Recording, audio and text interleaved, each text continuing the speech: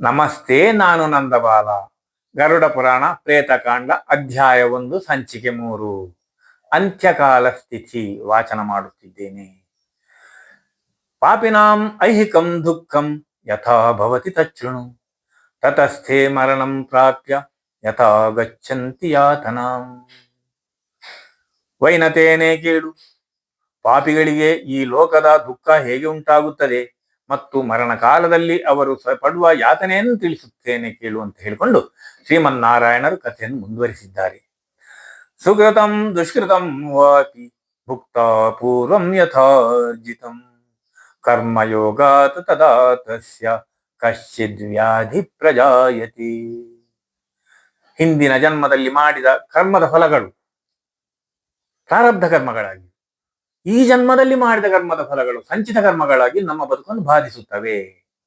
ಬಾಲ್ಯಾದಿಗಳಲ್ಲಿ ವ್ಯಕ್ತಿಯು ಸುಖವನ್ನು ಉಂಡರು, ಸುಖವನ್ನು ಅನುಭವಿಸಿದರು, ವೃದ್ಧಾಪ್ಯದಲ್ಲಿ ಪಾಪದ ಫಲವನ್ನು ಅನುಭವಿಸುತ್ತಾನೆ. ಆದಿವ್ಯಾಧಿ ಸಮಾಯುಕ್ತಂ ಜೀವಿತಾಶಾಸಮತ್ಸಕಂ ಕಾಲೋ ಬಲೀಯಾನ್ ಅಹಿವದ ಜ್ಞಾತ ಪ್ರತಿಪದ್ಯತೆ. ಬಾಲ್ಯಾದಿಗಳಲ್ಲಿ ಸುಖವನ್ನು ಅನುಭವಿಸಿದ ಪಾಪಿಯು ವೃದ್ಧಾಪ್ಯದಲ್ಲಿ ಭಗವಂತನಿಗೆ ಶರಣಾಗದೆ ಹೋದ ಅಂತ ಹೇಳಿ ಆದರೆ, ನಾಮಸ್ಮರಣೆಯನ್ನು ಆತ ಮಾಡದೇ ಇದ್ದರೆ, ಭಗವಂತನನ್ನು ತಿರಸ್ಕಾರ ಮಾಡಿದರೆ ಮತ್ತು ಭಗವಂತ ದೇವರು ಇಲ್ಲ, ಅವನು ಏನೂ ಅಲ್ಲ, ನಾನೇ ಎಲ್ಲ ಅಂತ ಹೇಳಿಕೊಂಡು ದುರಹಂಕಾರದಿಂದ ಮೆರೆಯುವಂತಹ ಪಾಪಿಯನ್ನು ಫಲಶಾಲಿಯಾದ ಕಾಲನು ಹಾವಿನ ರೀತಿಯಲ್ಲಿ ಆತನ ಮೇಲೆರಗುತ್ತಾನೆ. ಆವಾಗ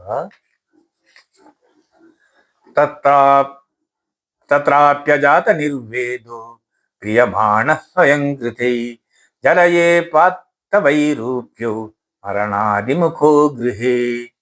ಜೀವನದ ಅಂತ್ಯಕಾಲದಲ್ಲಿಯೂ ವೈರಾಗ್ಯವನ್ನು ಹೊಂದದ ವ್ಯಕ್ತಿಯು ತಾನು ಸಾಗಿದ ಪುತ್ರಗಲತ್ರಾದಿಗಳಿಂದ ಸಲಹಲ್ಪಟ್ಟು ಮುಪ್ಪಿನಿಂದ ವಿರೂಪನಾಗಿ ತನ್ನ ಮನೆಯವರು ತಿರಸ್ಕಾರದಿಂದ ಬಿಸಾಡಿದ ಅನ್ನವನ್ನು ನಾಯಿ ತಿನ್ನಂತೆ ತಿನ್ನುತ್ತಾನೆ. ರೋಗದಿಂದ ಜಠರಾಗ್ನಿಯು ಮಂದವಾಗಿ ಅಲ್ಪ ಆಹಾರವನ್ನು ಸೇವಿಸುತ್ತಾ ಶಕ್ತಿ ಇಲ್ಲದವನಾಗುತ್ತಾನೆ.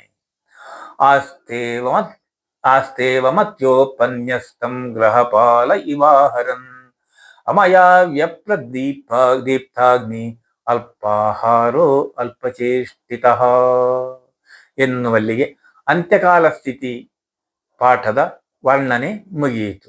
ನಾಳೆ ಮರಣಕಾಲ ಸನ್ನಿಹಿತಿ ಹೇಗಿರುತ್ತದೆ ನೋಡೋಣ. ವಂದನೆಗಳು. ನನ್ನ ಮಾತುಗಳು ನಿಮಗೆ ಇಷ್ಟವಾಯಿತು ಅಂತ ಹೇಳಿ ಆದರೆ ಲೈಕ್ ಮಾಡಿ, ಕಾಮೆಂಟ್ ಮಾಡಿ ಮತ್ತು ಇನ್ನು ಸಬ್ಸ್ಕ್ರೈಬ್ ಆಗಿಲ್ಲ ಅಂತ ಹೇಳಿದ್ರೆ ಸಬ್ಸ್ಕ್ರೈಬ್ ಬಟನ್ ಅನ್ನು ಒತ್ತಿ.